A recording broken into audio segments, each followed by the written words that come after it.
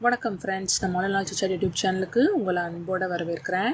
ஜேம்ஸுக்கு சுயநினைவு திரும்பி கண்ணை திறந்து பார்த்தப்போ மிஸ்டர் ஹெய்ட் எதிரில் இருந்தார். Bond, are you okay? அடி எதுவும் படலையேன்னு அவர் கேட்க, மெதுவாக எழுந்து உட்கார்ந்த ஜேம்ஸ், இல்லை சார், இப்போ நான் ஓகேன்னு சொன்னார். ஆனால் உடம்பு பூரா வெயிலில் காஞ்சு தொண்டை வறண்டு போய் தனக்குள்ளே இருந்த நீர்ச்சத்தையெல்லாம் வடிஞ்சு போயிட்ட மாதிரி ஜேம்ஸுக்கு சோர்வாக இருந்துச்சு. அவர் முகத்தை பார்த்தே ஹெய்ட்டும் அதை புரிஞ்சுக்கிட்டாரு.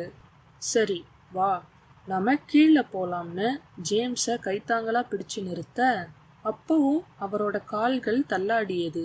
பார்த்து ஜேம்ஸ்னு சொல்லி மிஸ்டர் ஹெய்ட் அவரை அணைவா பிடிச்சுக்கிட்டே ஸ்பைரல் மாடிப்படிக்கிட்ட வந்தாங்க.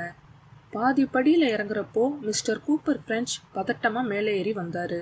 ஜேம்ஸை பார்த்து, உனக்கு ஒன்றும் ஆகலையே, நீ நல்லா இருக்கலன்னு கூப்பர் ஃப்ரெஞ்ச் கேட்டார். ஜேம்ஸ் மௌனமாக தலையாட்ட, ஹெய்ட், ஒன்றும் இல்லை சார், பாலைவன வெயில் ஒத்துக்கலை, சன்ஸ்ட்ரோக் மாதிரி வந்திருக்கோம், கொஞ்சம் ரெஸ்ட் எடுத்தால் சரியாகிடுவான்னு பதில் சொன்னார். பிறகு 3 பேரும் டவரை விட்டு வந்து அங்கே இருந்த ஒரு மரத்தடியில் உட்கார்ந்தாங்க. சுற்றி இருந்த மற்ற ஸ்கூல் பசங்கள்லாம் என்ன ஏதுன்னு விசாரிக்க கும்பலாக வர மிஸ்டர் ஹெய்ட் அவங்கள தடுத்து அனுப்பினார். இப்படி தான் கேர்லெஸ்ஸாக இருப்பியா பாண்ட்? நீ ஏன் அங்கெல்லாம் தனியாக போகிறேன்னு கூப்பர் ஃப்ரெஞ்ச் சத்தம் போட, மிஸ்டர் ஹெய்ட், விடுங்க சார், அதான் இப்போ நல்லா இருக்கானே, அவனுக்கு தெரியுமா இப்படிலாம் ஆகும்னு சொல்லி சமாதானப்படுத்தினார்.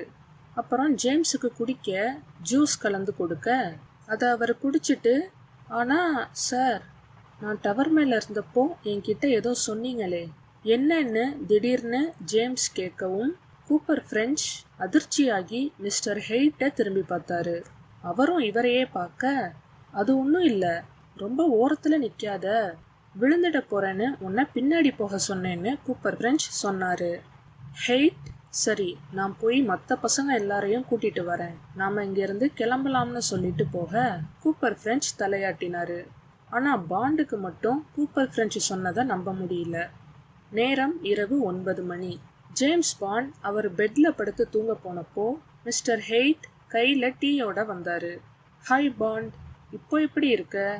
நல்லா ரெஸ்ட் எடுத்தியான்னு கேட்டார்.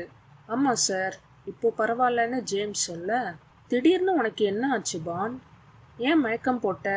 நீ அப்போது டயர்டாக இருந்தனால நான் உன்னை டிஸ்டர்ப் பண்ணல, இப்போ சொல்லுன்னு ஹெய்ட் கேட்டார். தெரியல சார், டவருக்கு மேலே போனதும் கண்ணெல்லாம் இருட்டாகிடுச்சு.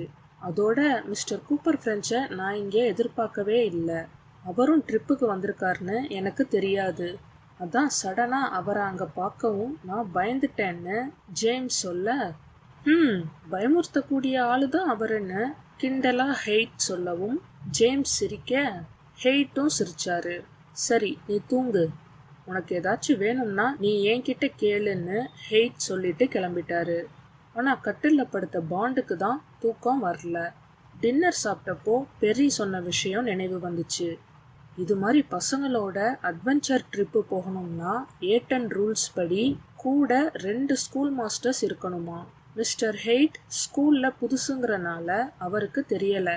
அதனால் மிஸ்டர் கூப்பர் ஃப்ரெஞ்ச் கிளம்புற அன்னைக்கு நானும் வருவேன்னு மிஸ்டர் ஹெய்ட் கிட்ட சொன்னாராம். ஆனால் அவருக்கு அப்போ டிக்கெட் கிடைக்காதனால இப்போ இங்கே வந்திருக்காருன்னு பெர்ரி ஜேம்ஸ் கிட்ட சாப்பிட்றப்போ சொல்லியிருந்தான். அப்படின்னா மிஸ்டர் கூப்பர் ஃப்ரெஞ்சுக்கு சீக்ரெட் சொசைட்டியோட ஏதோ லிங்க் இருக்கணும். அன்னைக்கு அந்த டேட்டோ குத்தியிருந்த ஆளோட தானே இவரை நாம் பார்த்தோம். அதோட மிலேனரியா பற்றி மிஸ்டர் மெரியாட் கிட்ட சொல்லியிருந்தோம். கூப்பர் ஃப்ரெஞ்ச் கிட்ட மிலேனரியா பற்றி டிஸ்கஸ் பண்ணதா சொன்னார். அதுக்கப்புறம்தான் பிளான் பண்ணி இவர் திடீர்னு இங்கே சார்டினியாவுக்கு கிளம்பி வந்திருக்கணும்னு ஜேம்ஸுக்கு இப்படி உள்ளுக்குள்ளே ஓடியது. சரி, அப்படியே மிஸ்டர் கூப்பர் ஃப்ரெஞ்ச் மிலேனரியாவோட சம்மந்தப்பட்டிருந்தாலும் அதனால நமக்கு என்ன? எதுக்கும் நாம் இவரை விட்டு தள்ளியே இருக்கணும். இந்த ட்ரிப்புக்கு வந்ததே தப்பு. ஏட்டன் ஸ்கூலை விட்டு இவ்வளோ தூரமாக வந்தும் என்னை சுற்றி இன்னும் அதே டீச்சர்ஸ் பசங்க தான் இருக்காங்க. முதல்ல இங்கேருந்து எப்படியாவது எஸ்கேப் ஆகணும்னு தனக்குள்ளேயே சொல்லிக்கிட்ட ஜேம்ஸ் ஒரு பேப்பரை எடுத்து கசின் விக்டருக்கு லெட்டர் எழுதினார்.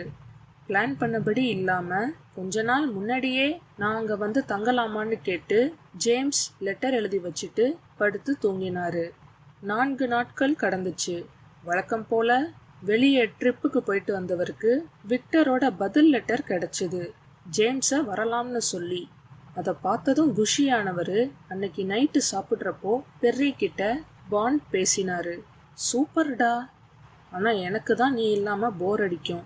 இந்த டோனி வேற என்னை இம்சை பண்ணுறான், எப்படி சமாளிக்கன்னே தெரியலன்னு பெர்ரி புலம்ப, ஜேம்ஸ் பாண்ட் அவனை விடு, கண்டுக்காதன்னு சொன்னாரு. சரி, நீ ட்ரிப்பை விட்டு கிளம்புறத பற்றி மிஸ்டர் ஹெய்ட் கிட்ட சொன்னியான்னு பெர்ரி கேட்டான். இல்லடா, அதுக்கு தான் சரியான டைம் பார்த்துட்டு இருக்கேன்னு ஜேம்ஸ் சொல்ல, அப்படிலாம் வெயிட் பண்ணாத, இரு நானே போய் சொல்கிறேன்னு பெர்ரி ஜேம்ஸை முந்தி மிஸ்டர் ஹெய்ட் கிட்ட ஓடி போனான். அங்கே அவர் மிஸ்டர் கூப்பர் ஃப்ரெஞ்சோட சாப்பிட்டுட்டு இருக்க ஜேம்ஸ் அங்கே வரவும் பெர்ரி சொல்லி முடிக்கவும் சரியாக இருந்துச்சு. கூப்பர் ஃப்ரெஞ்ச், அது எப்படி டூர்ல இருந்து பாதியில் உன்னை விட முடியும்? அதுவும் அவ்வளோ தூரம் தனியாக உன்னை ட்ராவல் பண்ண அனுப்புறதா? இதெல்லாம் நடக்காது, வேணாம்னு வேகமாக சொன்னார்.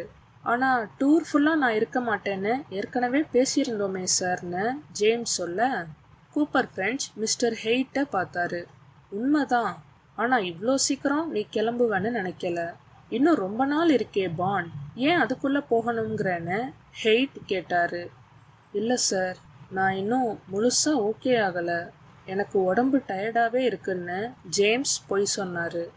சரி, உன் ரிலேட்டிவ் பேர் என்ன, என்ன பண்ணுறாங்க, எல்லா டீட்டெயில்ஸையும் சொல்லுன்னு கூப்பர் ஃப்ரெஞ்ச் விசாரிச்சாரு.